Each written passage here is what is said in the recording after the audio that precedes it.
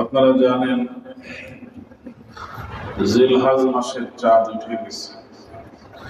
আজকে হলো জিলহজের 2 তারিখ, দ্বিতীয় দিন। এই জন্য গত সপ্তাহে জিলহজের প্রথম দশকের কিছু ফজিলত এবং কিছু বিধিবিধান মনে করে দেওয়া হয়েছিল। যেহেতু এই জমা আসার আগেই জিলহজ মাস শুরু হয়ে যাবে, সংক্ষিপ্তভাবে কিছু আলোচনা করা হয়েছিল। আর এখন যেহেতু জিলহজের 2 তারিখ, জিলহজের প্রথম দশক চলমান, সংক্ষেপে আবারও একবার আপনাদেরকে এই ফজিলতগুলো মনে করে দিতে চাই। নবী করিম সাল্লাল্লাহু আলাইহি ওয়াসাল্লাম এক হাদিসের ভিতরে জিলহজের প্রথম দশকের মূল্য বোঝাতে গিয়ে ইরশাদ করেন, قال النبي صلى الله عليه وسلم ما من أيام العمل الصالح فيهن أحب إلى الله من هذه الأيام العشر।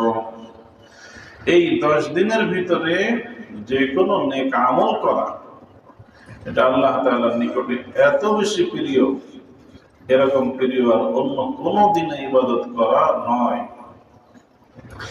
অন্যান্য দিনের ইবাদত সবসময় ইবাদতই আল্লাহর কাছে দামি, বড় মূল্যবান, কিন্তু এই 10 দিনের ইবাদত বিশেষভাবে আল্লাহ তাআলার নিকটে সব থেকে বেশি পছন্দনীয়। এজন্য আল্লাহ নবী বলেছেন, ফাআকসিরু ফীহিন্না তাসবিহা ওয়াত তাহমিদা ওয়াত তাহলিলা ওয়াত তাকবীরা। তোমরা এই 10 দিন বেশি বেশি করে আল্লাহ তাআলার তাসবিহ পাঠ করো, বেশি বেশি করে আল্লাহ তাআলার প্রশংসা করো, সুবহানাল্লাহ, আলহামদুলিল্লাহ, লা ইলাহা ইল্লাল্লাহ, আল্লাহু আকবার। এই জিকিরের পরিমাণগুলো বাড়িয়ে দাও। এই দিনগুলোতে যে কোনো নেক আমল, বেশি বেশি নফল নামাজ হোক, নফল রোজা, এমনি ভাবে তাহাজ্জুদের নামাজ, কোরআন তেলাওয়াত, জিকির আজকার, দান খায়রাত, সব কিছু অন্য দিনের তুলনায় আল্লাহ তাআলার নিকটে একটু বেশি দামি। এজন্য বাইহাকি শরীফের এক হাদিসের ভিতরে আসছে, নবী করিম সাল্লাল্লাহু আলাইহি ওয়াসাল্লাম ইরশাদ করেন যে এই দিনগুলোর প্রত্যেকটা নেক আমলের দাম আল্লাহ তাআলা 700 গুণ বৃদ্ধি করে দেন। 700 গুণ। এই প্রথম দশক এই ফজিলত চলবে।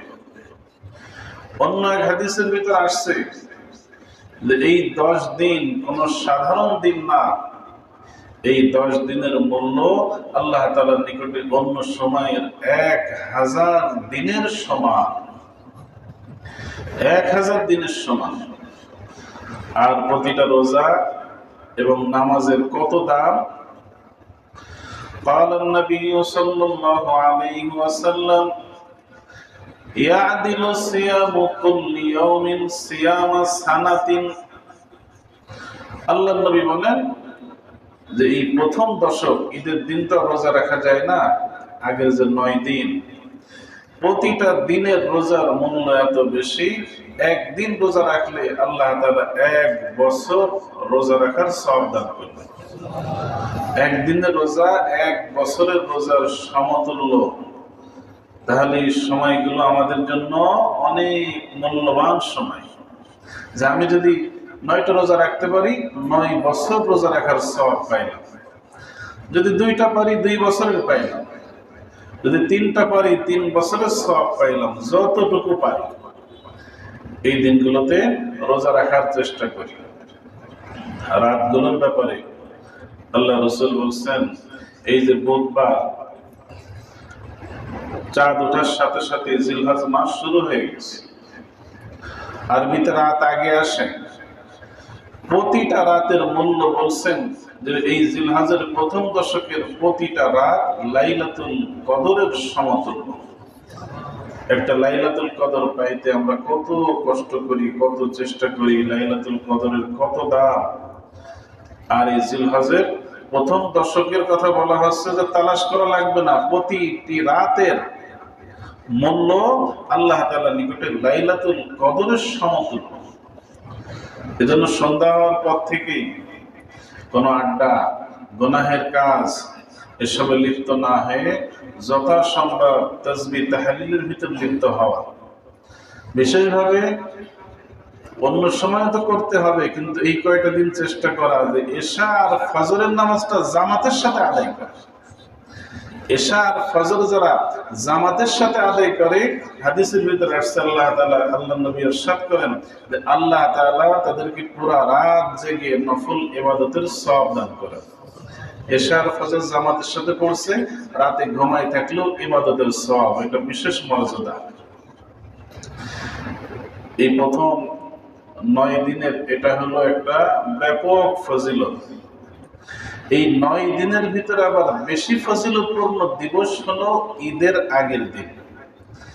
এবার তো ঈদ ইনশাআল্লাহ শনিবার, ঈদের আগে আমরা আরো একটা জমা পাবো।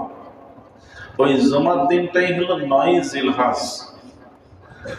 ঈদ যেদিন হয়, ঈদের দিনটা হলো জিলহজের কয় তারিখ? 10 তারিখ, 10 জিলহজ। ঈদের আগের দিন হলো 9 জিলহজ। এই 9 জিলহজের ব্যাপারে আল্লাহর নবী সাল্লাল্লাহু আলাইহি ওয়াসাল্লাম বিশেষভাবে হাদিসে ফজিলত বয়ান করেছেন। قال رسول الله صلى الله عليه وسلم صيام يوم عرفة إني أحتسب على الله أن يكفر السنة التي قبله والسنة التي بعده। আল্লাহ নবী সাল্লাল্লাহু আলাইহি ওয়াসাল্লাম ইরশাদ করেন, আরাফাত দিন অর্থাৎ 9 জিলহজ উদ্দেশ্য, ওই দিন যে ব্যক্তি রোজা রাখবে তার পূর্বের 1 বছরের এবং পরের 1 বছরের গুনাহ খাতাকে আল্লাহ তাআলা মাফ করে দেবেন। সিয়ামু ইয়াউমি আরাফা বলা হয়েছে। আরাফাত দিনের রোজা, যে কয়েকটা বিষয় নিয়ে একটু মতভেদ আছে, যেটার দ্বারা উদ্দেশ্য কি, এই হাদিসটা তার ভিতরে অন্যতম। অনেকেই দেখবেন এই দিন আসার আগে বলবে সৌদিতে যেদিন আরাফাত দিন ওই দিনেই আমরা রোজা রাখবো। বিষয়টা এমন না। মুহাদ্দিসগণের ব্যাখ্যা হলো, বিশেষ করে হানাফি মাযহাবের মুহাদ্দিসগণ এই হাদিসের সময় নির্ধারণ করেছেন 9 জিলহজ। সৌদিতে যেদিন আরাফাত দিন হয় ওই দিন জিলহজের কয় তারিখ? 9 তারিখ। জিলহজের 9 তারিখ। এজন্য আমাদের যেদিন 9 জিলহজ হবে ওই দিন এই বিশেষ রোজাটা রাখতে হবে। 9 জিলহজ। ওনারা যে সময় নামাজ পড়ে আমরা কি ঠিক সেই সময় নামাজ পড়ি নাকি আমাদের দেশের সময় অনুযায়ী নামাজ পড়ি? এইটা তো ভালোই বুঝি। এই যে আমরা এখন জমা পড়ব, ওনাদের জমা আরো 3 ঘন্টা পরে। আপনি আসরের আগ দিয়ে ফোন দিলে তারা বলবে যে আমরা জমা পড়তেছি। তাহলে নামাজের সময়ের যেমন ব্যবধান আছে, সব বিষয়েরই ব্যবধান আছে। সৌদির সাথে মিল রেখে ঈদ করব এই কথা বললেই হবে না। সৌদির সাথে মিল রেখে কোরবানি করব এই কথা বললে কোরবানি সহি হবে না। ওনাদের টাইম একরকম, চাঁদ ওনাদের একদিন আগে ওঠে, আমাদের চাঁদ একদিন পরে ওঠে। কাজে বিধান এবং সময়ের ভিতরেও ব্যবধান আছে। সুতরাং আরাফাত দিন দ্বারা উদ্দেশ্য হলো 9 জিলহজ। এটা মনে রাখবেন যে আগামী শুক্রবার 9 জিলহজ। এজন্য আগেই বলে দিচ্ছি, কারণ ওই দিন রোজা রাখতে গেলে তো আগের থেকেই প্রস্তুতি নিতে হবে। ওই দিনে রোজার ব্যাপারে আল্লাহ রাসূল বলছেন যে 9 জিলহজ যে ব্যক্তি রোজা রাখবে আল্লাহ তাআলা তার পূর্বের 1 বছর এবং পরের 1 বছরের গুনাহ খাতাকে মাফ করে দেবে। 2 বছরের গুনাহ অতীত জীবনে যেটা গেছে ওটাও মাফ করবেন। আর অগ্রিম সামনে বছর আমি আল্লাহ যদি হায়াতে আল্লাহ আমাকে রাখেন, আমি যদি হায়াতে থাকতে পারি, তাহলে যা কিছু সগীরা গুনাহ হবে এই রোজাটা রাখলে অগ্রিম ঘোষণা যে ওটাও মাফ হয়ে যাবে। এই জন্য কেউ কেউ বলছেন যে 9 জিলহজের রোজা রাখতে পারা এটা একটা শুভ লক্ষণ, যে ইনশাল্লাহ আগামী বছর আপনার হায়াতে থাকার সম্ভাবনা আছে। না থাকলে গুনাহ মাফ হবে কোত্থেকে? এই জন্য হায়াতের ভিতরে বরকতের জন্য এই রোজার প্রয়োজন আছে, গুনাহ মাফের জন্য প্রয়োজন। আর সামনের বছর হায়াতে বরকতের জন্য প্রয়োজন। এই কথা শুনে দেখি অনেকেই এই রোজা রাখার গুরুত্ব বেড়ে যায়। গুনাহ মাফের গুরুত্ব যত না বেশি, আর এক বছর বাঁচার জন্য রোজাটা রাখে। তো যাই হোক, উদ্দেশ্য হতে হবে আল্লাহর সন্তুষ্টি। এই যে ফজিলতের কথাগুলো বলা হলো, এই সব ফজিলতের আমলগুলো আমরা করব একমাত্র কার সন্তুষ্টির জন্য? আল্লাহ তাআলার সন্তুষ্টির জন্য। আর একটা আমলের কথাও গত জুমায় আপনাদেরকে বলছিলাম। নবীজি সাল্লাল্লাহু আলাইহি ওয়াসাল্লাম হাদিসের ভিতরে এটাও বলেছেন, ক্বালান নবী সাল্লাল্লাহু আলাইহি ওয়াসাল্লাম, মান আরাদা মিনকুম আন ইউদহিয়া, যে ব্যক্তি তোমাদের ভিতর থেকে কোরবানি করার ইচ্ছা করেছে, ওয়ারা হিলাল যিল হিজ্জা, সে যখন জিলহজ মাসের চাঁদটা দেখবে, ফালিয়াখুয বা ফালিয়ুমসিক মিন আশআরিহি ওয়া আযফারিহি, সে যেন তার চুল নখ কাটা থেকে বিরত থাকে। যারাই কোরবানি করার ইচ্ছা করছে চুল নখ কাটা থেকে বিরত থাকবে জিলহজের চাঁদ ওঠার সাথে সাথে। সুতরাং কোরবানি করার ইচ্ছা যাদের আছে, জিলহজের চাঁদ যেহেতু উঠে গেছে, চুল নখ কাটা থেকে বিরত থাকতে হবে। কাদের? এটা গত জুমায় স্মরণ করে দিয়েছিলাম। এর জন্য আগের থেকেই চুল নখ কেটে ফেলতে হয়। কিন্তু ঘটনাক্রমে যদি কারো বেশ কিছুদিন আগ থেকেই নখ কাটা হয়নি, চুল কাটা হয়নি, তাহলে তো সে বেশি দিন দেরি করলে আবার গুনাহগার হবে। এই মুস্তাহাবের সওয়াব নিতে যে সে আবার গুনাহগার হতে পারে। আগের থেকেই যে এগুলো পরিষ্কার করে নাই, সে তার কিন্তু কাটতে হবে।